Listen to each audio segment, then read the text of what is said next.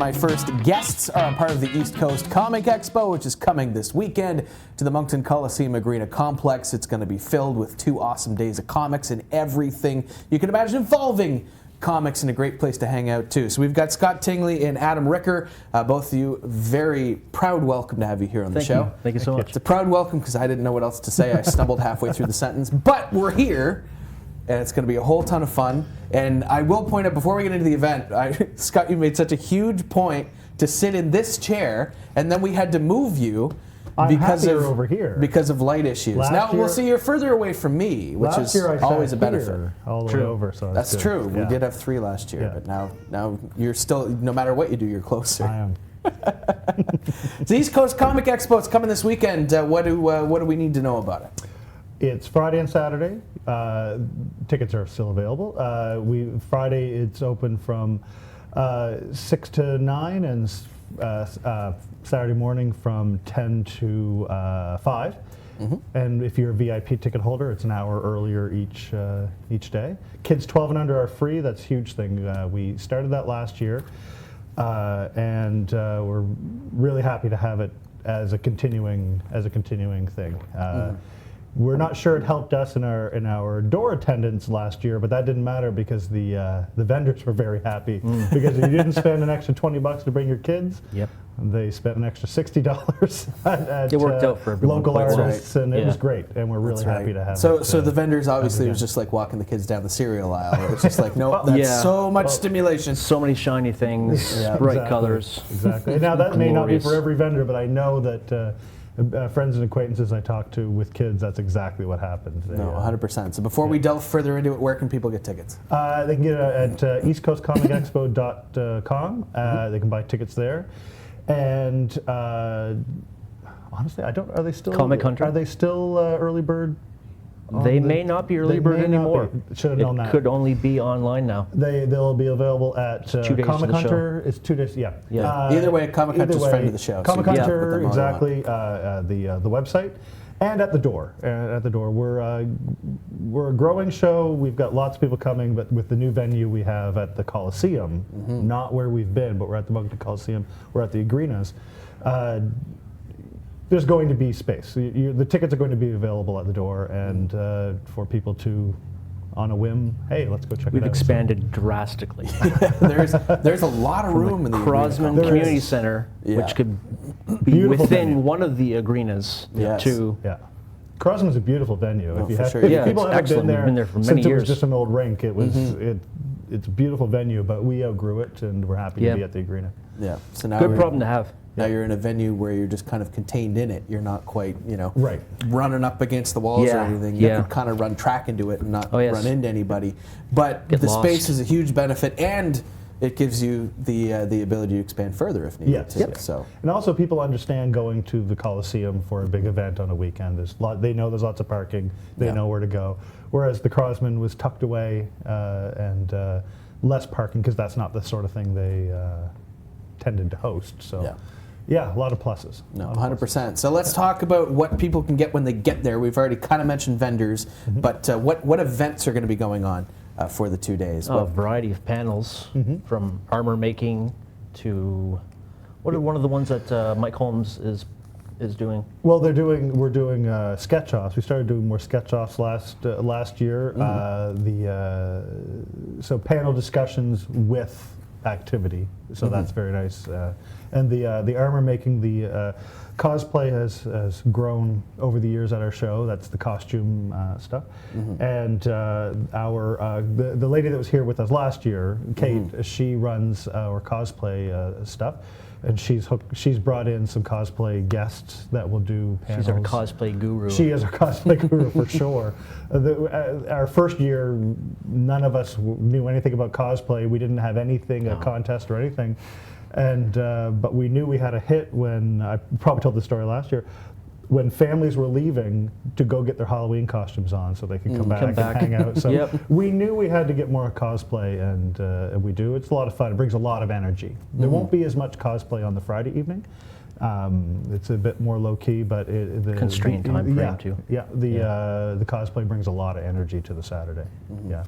So I got off the question. But cosplay gets people into the door. It does. I mean, that's Yeah, a it does. huge. Yep. It's a huge thing and a huge industry now. Yep. Oh yes. You know, and ever growing. We have to be careful. Some larger shows, artists, we get top tier comic guests. We get guests that would be headliners at any show. We just don't get. We bring in 9 of them this year, as opposed to 90 at a bigger show. But we bring in quality guests. But they are getting. We've heard stories about many comic creators getting jaded about the big shows because they're almost an afterthought. They get lost. They are an afterthought in the some cosplay. cases, to the cosplay, to the celebrities, to those kind of things. To the event, to the whole Exactly. spectacle. Exactly. Yeah. So they really, really enjoy coming to our show. We've Feel very been appreciated. told this. Yeah, they feel appreciated, and they're not getting lost. And our cosplay, we hope it. We know it's going to be very popular.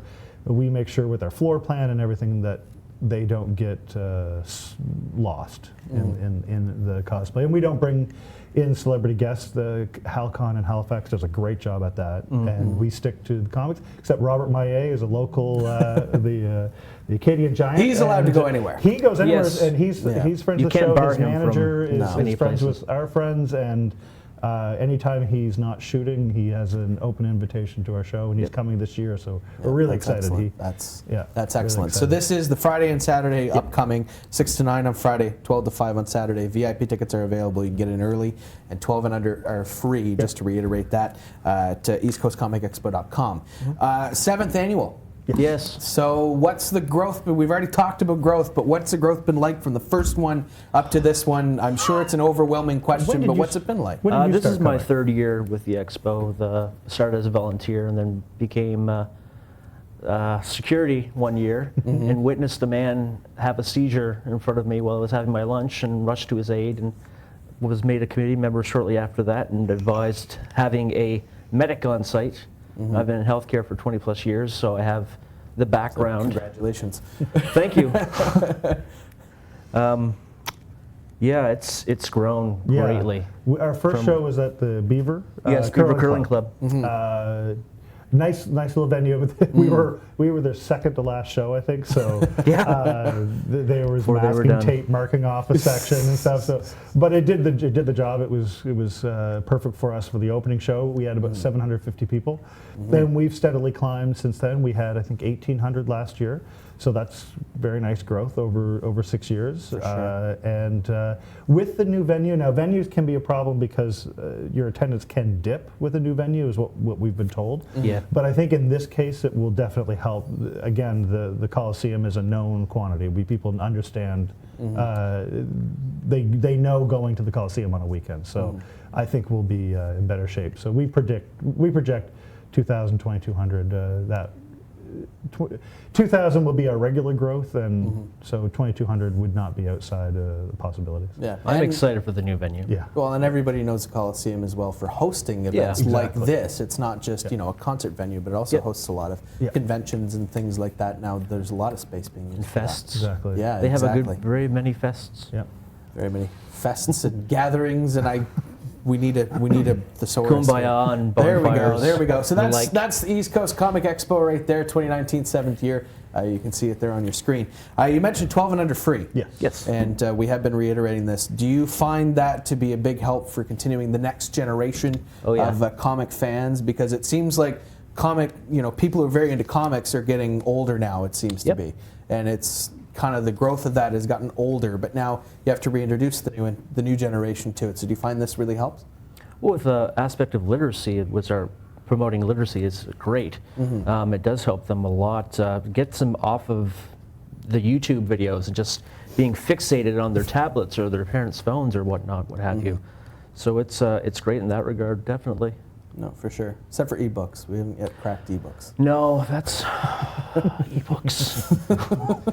Not every kid likes reading comics, but and I think the stereotype of comics being for low readers, kids who struggle with reading, which they are, but the stereotype that they're only for them. No, but there's still words. You got to read the words. The stereotype has been being chipped away for the last 10 or 15 years. With Scholastic book orders have really upped their game in graphic novels and comics, and they're really seen as an everybody kind of thing. They're more friendly way to approach some more difficult topics. My daughter read a graphic novel when she was 12 on child soldiers, and that's not something that she had read in other books that learned about it there. So there's exactly. It could have been so blatantly exactly and it's very much like it's a kind of a let down way to learn about it that's not so fearful or not so threatening. And reading is reading. Reading is reading. reading. If a kid wants to exactly. read a chainsaw manual, then they're reading. They're reading, So exactly. So check it out Friday and Saturday, 6 to 9 on Friday, 10 to 5 on Saturday. VIP gets in an hour early, 12 and under are free. Moncton Coliseum Arena Complex, East Coast Comic Expo. Be sure to check it out. Could we just thank our sponsors of Unibank and the City of Moncton Cultural Grant? There you go.